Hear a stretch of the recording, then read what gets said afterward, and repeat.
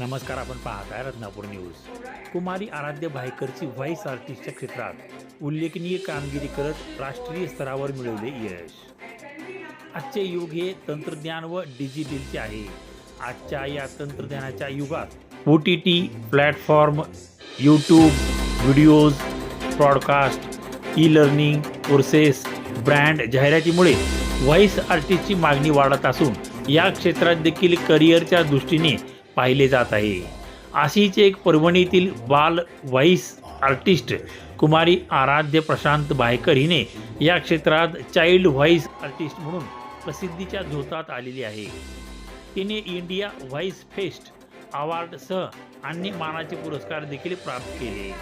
आवाजाच्या दुनियेत कौशल्याच्या बळावर सुद्धा नावारूपाला येता येते, हे परभणीतील कुमारी आराध्य प्रशांत भायकर हिने सिद्ध केले। हिने व्हॉइस आर्टिस्ट कलागुणाच्या जोरावर राज्यस्तरावर नव्हे तर राष्ट्रीय स्तरावर सुद्धा उल्लेखनीय यश संपादन केले। अवघ्या 6 वर्षाच्या वयापासून अभिनय, नृत्य, विशेषतः इंग्रजी भाषेतील व्हॉइस ओव्हर क्षेत्रात ती सातत्याने कार्यरत आहे। आज ती एक यशस्वी चाइल्ड व्हॉइस आर्टिस्ट व चाइल्ड ॲक्टर म्हणून ओळखली जाते। कुमारी आराध्याने बंगळुरू येथे प्रसिद्ध नारायण हेल्थ हॉस्पिटलच्या जाहिरातीसाठी केलेल्या प्रभावी कामगिरीची विशेष दखल घेण्यात आली। या उल्लेखनीय कामासाठी डिसेंबर 2023 मध्ये मुंबई येथे तिला इंडिया व्हॉइस फेस्ट अवॉर्ड प्रदान करण्यात आला। 2025 मध्ये क्लाउड नाईन हॉस्पिटलच्या जाहिरातीसाठी केलेल्या इंग्रजी डबिंगसाठी ही तिला मानाचा पुरस्कार मिळाला आहे। आराध्याची मोठी बहीण वैभवी ही देखील एक प्रभावी व्हॉइस आर्टिस्ट आहे।